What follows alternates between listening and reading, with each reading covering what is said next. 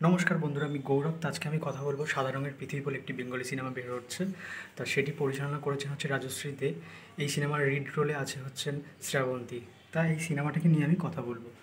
এই সিনেমাটি এই সিনেমাটি কেমন, মানে ট্রেলারটি কেমন হয়েছে। তো ট্রেলারটি কিন্তু মানে আলাদা যেসব বাংলা সিনেমা হয় সেরকম হয়নি, মানে চার দেওয়ালের মধ্যে সেরকম সিনেমা না। সিনেমাটি না অনেকটা বাইরে বের হয়ে অনেক কিছু দেখিয়েছে, ঠিক আছে। তা বলবো বেনারসে অনেকটা শুটিং করা হয়েছে সিনেমাটির। হাঁপিয়ে গিয়েছি। তো যাই হোক, আমি বলবো যে শ্রাবন্তী এখানে দারুণ অভিনয় করেছে। শ্রাবন্তীর দুটো সেট আছে, হতে পারে তিনি হচ্ছেন ডবল রোলে রয়েছেন, মানে একজন হচ্ছে ভিলেন আর আরেকজন ভালো। আবার এটাও হতে পারে যে শ্রাবন্তী মানে দিনের বেলায় হয়তো যেই রূপটা ভালো মানুষের রূপটা দেখায়, কিন্তু রাত্রিবেলা সে মানে সে যে তার ভিলেন অবতারটা বেরিয়ে আসে। তা আমি বলবো দারুণ হয়েছে। শ্রাবন্তীর কিছু কিছু লুক বা কিছু কিছু এক্সপ্রেশন আমার দারুণ লেগেছে। তাছাড়া অনেকেই আছে, ঠিক আছে, অনেক সিরিয়াল আর্টিস্ট আছে, হয়তো আমি তাদের নাম জানি না, তার জন্য আমি দুঃখিত। তা আমি বলবো তারাও সবাই ভালো করেছে। আমি বলবো যে নতুন একটি প্রেস গল্প আমরা পেতে চলেছি। তা বলবো যে নামটা কিন্তু খুব আমার ভালো লেগেছে, যে সাদা রঙের পৃথিবী, মানে বিধবাদের নিয়ে এই গল্পটি তো এগোবে। তা বিধবারা তো সাদা শাড়ি পরে, ঠিক আছে, সাদা কালারের। তা বলবো সাদা রঙের পৃথিবী, মানে এটা গল্পটি খুব সুন্দর। তা এখানে অরিন্দম শীলকে দেখা গিয়েছে। তা অরিন্দম শীল এখানে তো বেশি অভিনয় করেন না, ঠিক আছে, তিনিও পরিচালনা করেন।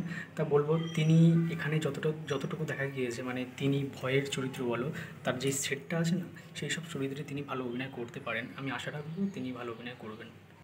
তো এটাই বলবো যে সিনেমাটির মানে গল্প বলো, মানে যতটুকু কালার ডিজাইনিং বলো বা এডিটিং বলো, আমার দারুণ লেগেছে, মানে ট্রেলারটিতে যতদূর দেখেছি।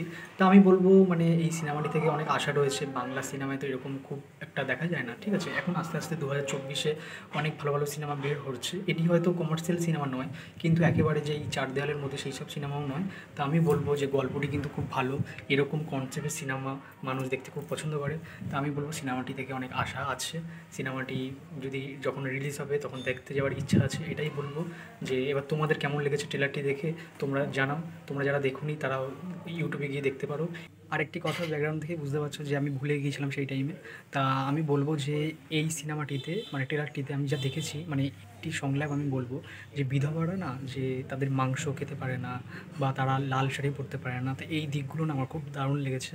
মানে এই জিনিসপত্রগুলো এরকম অনেক অনেক সিন এই সিনেমায় থাকতে পারে। এর পরবর্তী যে আপডেটটা দেবো সেটি হচ্ছে ছোট একটি আপডেট, যে দেবের খাদান সিনেমায় জিজু সেনগুপ্তর পাশাপাশি আরেকজনকে ভিলেনকে দেখা যেতে পারে। তা সে কে ভিলেন হবে সেই নামটি এখনও প্রকাশ হয়নি। যখন প্রকাশ হবে তখন নিশ্চয়ই বলবো। আর ভিডিওটি যদি ভালো লেগে থাকে তাহলে লাইক, শেয়ার অ্যান্ড সাবস্ক্রাইব করবে। তাহলে দেখা হচ্ছে পরের ভিডিও। টাটা।